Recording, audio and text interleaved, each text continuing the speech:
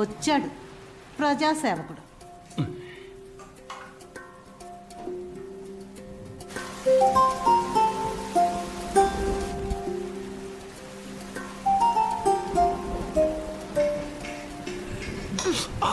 ముద్ద వెంగాక కానివ్వండి రా. అమ్మా నీకెందుకళ్ళమ్మా? నీ ఈడు వాళ్ళకి కొత్తగా పెళ్ళైతే తలుపులేసుకుని లోపలే పడుంటారు. నువ్వు బయట ఏడుస్తున్నావు. పక్కింటి వాళ్ళు చూసి నవ్వుతున్నారు.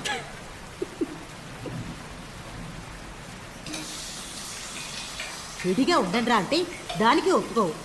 అవును, నేనా వెళ్ళనంటున్నా? ఇదిగో ఇదే రానని మొండిపట్టు పడుతోంది. ఇదిగో నా కోడల పిల్లని ఏమన్నా అన్నావో మర్యాద దక్కదు.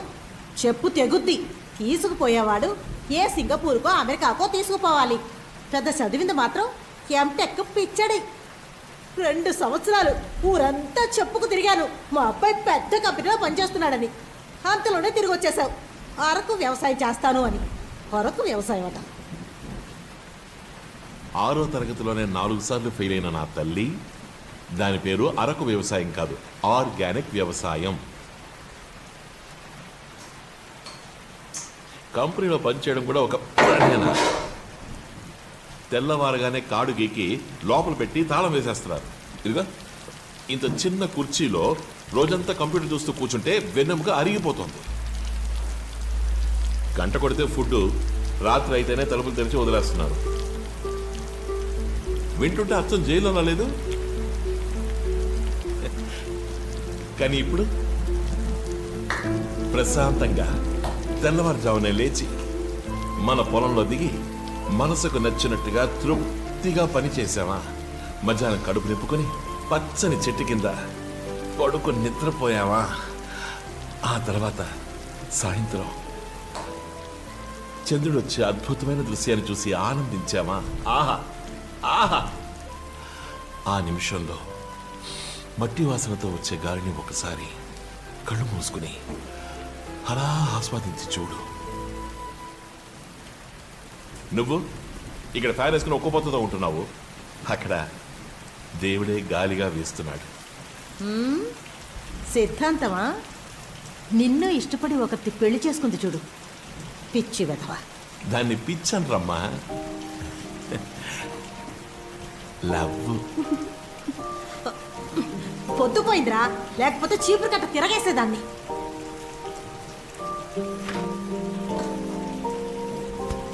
ఇదిగో ఆడు జిమ్మడిపోను ఒక పుల్ల ఇసుకి 20 రూపాయలు తీసుకున్నాడు.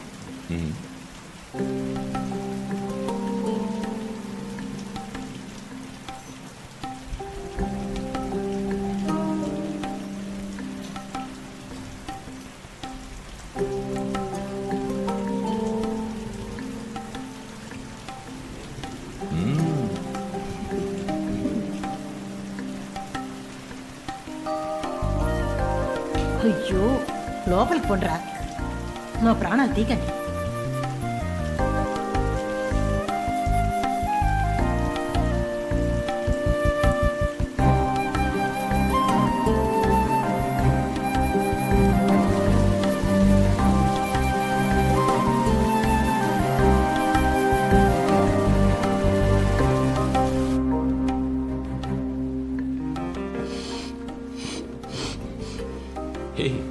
ఎందుకు ఇలా వాసన చూస్తున్నావు?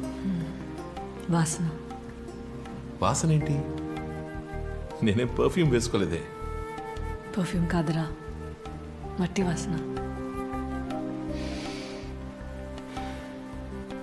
నాకు నీలో నచ్చింది ఇదే.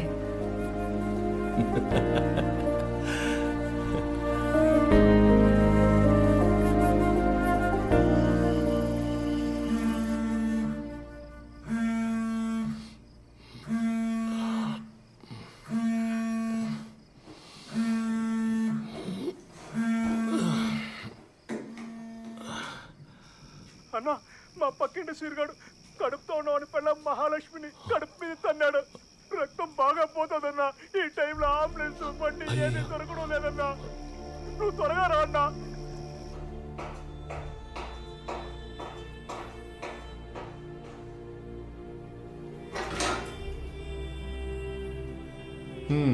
5 నిమిషాలు లేట్ అయింటే బిడ్డ పోయేది, 10 నిమిషాలు లేట్ అయింటే ఇద్దరు పోయేవారు.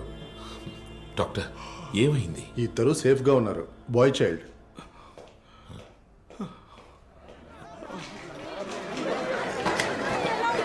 లేక 10 మంది చనిపోయారు. హెల్త్ మినిస్టర్ ఢిల్లీలో మకాం వేస్తాడా? ఆయుధాల కొండలో ఇండియాది ప్రథమ స్థానమా?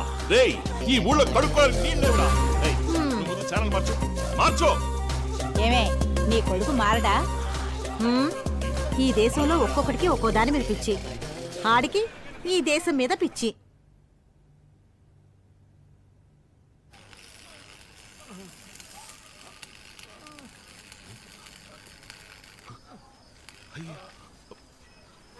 గిరన్నా, ఏమైందన్నా ఇలా పడున్నావు? కుమ్మేశారు బాబు.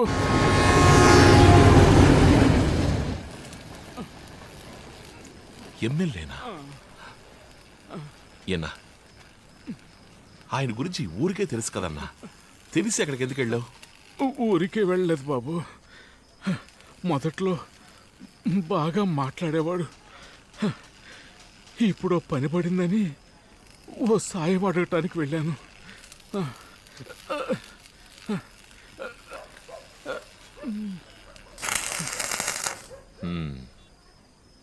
సహాయం అది వాణ్ణి. అంత కష్టం ఏమొచ్చింది?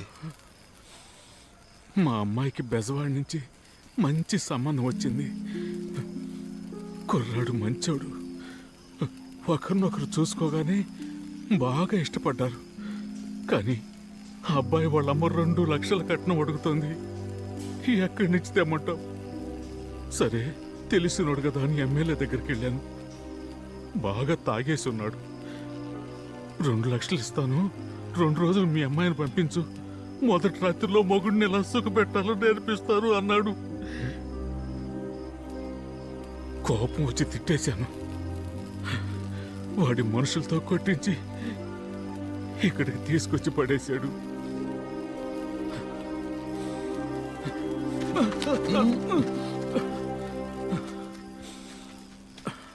సరే వదిలే అన్నా,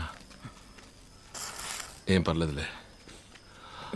మా అమ్మ దగ్గర కొంచెం నగలున్నాయి, అవి తాకట్టు పెట్టి ఇచ్చేద్దాంలే. ఏం బాబు, ఈ ఊళ్ళో నన్ను కుక్కలు కూడా పట్టించుకోవు. అది నీకు తెలుసు. నన్ను నమ్మి డబ్బిస్తావా? స్తోమత స్థాయి చూసి చేసేదానికి పేరు సాయం కాదన్నా, అవసరానికి చేసేదే సాయం.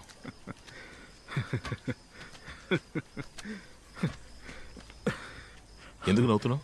ఏమీ లేదు, వదిలే. ఏంటో చెప్పు. వదిలేమన్నానా? నువ్వు చెప్తే వినవు. చెప్తేనే కదా వినగలను.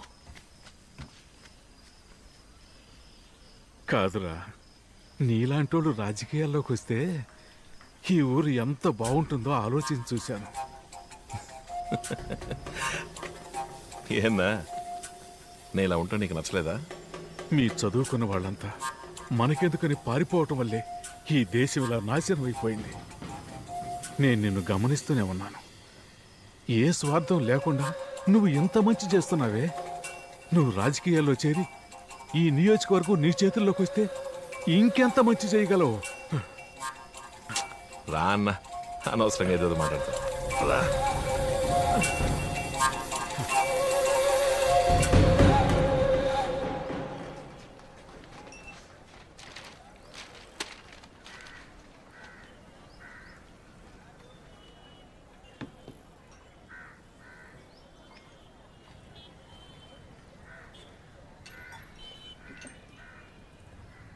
ఏంటమ్మా, నేను 3 వారాల నుంచి చూస్తున్నాను, ఇక్కడే వెయిట్ చేస్తున్నావు. ఏంటి సమస్య? 3 వారాలుగానా? 3 నెలల నుంచి. 3 నెలలు. మేం మొత్తం 10 మంది ఉన్నాం. మా నాన్నలందరూ గవర్నమెంట్ ఎంప్లాయీస్. సర్వీస్లో ఉన్నప్పుడే చనిపోయారు. గవర్నమెంట్ కూడా వారసులకు ఉద్యోగం ఇస్తామని అనౌన్స్మెంట్ చేసింది. కానీ ముదనష్టపు కలెక్టర్ ఆర్డర్స్ మీద సంతకం పెట్టడం లేదు. అరే, లోపలికి వెళ్ళి అడుగమ్మా. ఏ దేశంలో ఉన్నావన్నా? కలెక్టర్నా? కష్టపడి ప్యూన్ని అడుక్కుంటే తహసీల్దార్ని మాత్రం కలవగలిగాం. ఆయన ఒక పోస్టింగ్ కి 5 లక్షల రూపాయలు లంచం అడుగుతున్నారు. మీదున్న కలెక్టర్ వరకు వాటా ఇవ్వాలట. ఉద్యోగం వచ్చాక బోల్డ్ అంత సంపాదిస్తారు కదా అని డైలాగులు కొడుతున్నారు. ఈ రోజు వరకు నిరాహార దీక్షలని ధర్నాలని మేం చెయ్యని పోరాటం లేదు. నమ్మకం నశించిపోయి పేరుకి రోజు ఇక్కడికొచ్చి కూర్చుంటున్నాం. నువ్వు ఆ పేపర్స్ ఇవ్వమ్మా, నేను లోపలికి వెళ్ళి మాట్లాడతాను. అందుకే అన్నా నువ్వు మాకు సాయం చేస్తావని. అయినా వద్దు. అరే ఇవ్వమ్మా, అడిగొస్తాను.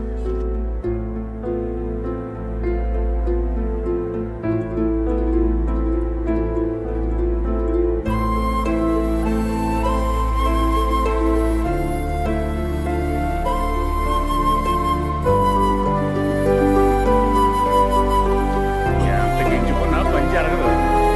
ఏమయ్యా, నీకు అవసరమా? వీళ్ళకి వచ్చి తెలుసు కదా, లేవు చెయ్యరు.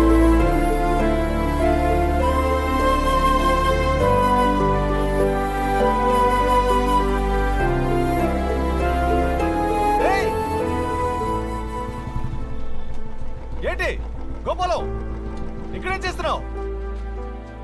అదెలారా? స్కూల్లో చదువుకున్నప్పటి నుంచి ఇప్పటి వరకు దేశం దేశం అనే కొట్టుకుంటున్నావు. కోప్పడకరా. ఇప్పుడేంటి, ఇది చిన్న పని, 5 నిమిషాలు అయిపోతుంది. నువ్వెమ్మెల్యే మనిషి అయి ఉండొచ్చు, కానీ ఆయన ఇదంతా చేస్తాడా ఏంటి? ఆ రోజు గిరి అన్నని కూడా. సరే వదిలేరా. ఛీ, ఈ చిల్లర పనికి ఎమ్మెల్యే ఎందుకురా? మన కౌన్సిలర్ సూరిగాడు చాలు. కౌన్సిలరా? నమస్తే అన్న. ఏమ్మా లతా మనోహర్, అరే ఆ తండ్రి పని ఉద్యోగం కేసులు అందరూ రండమ్మా. తహసీల్దార్ అర్జెంట్ గా రమ్మంటున్నారు. కలెక్టర్ గారు స్వయంగా ఆర్డర్ ఇస్తారట. అయ్యో త్వరగా రండమ్మా, కలెక్టర్ గారు వెయిట్ చేస్తున్నారు. ఇంకా అపాయింట్మెంట్ ఆర్డర్ రాలేదు. ఆకాశాన్ని గొంతులేస్తాం. తప్పకమ్మా. ఏరా రాజా, ఒక కౌన్సిలర్ తలుచుకుంటే కలెక్టర్ని బెదిరించగలడా? నువ్వు మారవురా. School first, state first. ఆ చదువు ఇక్కడ పనికిరాదురా.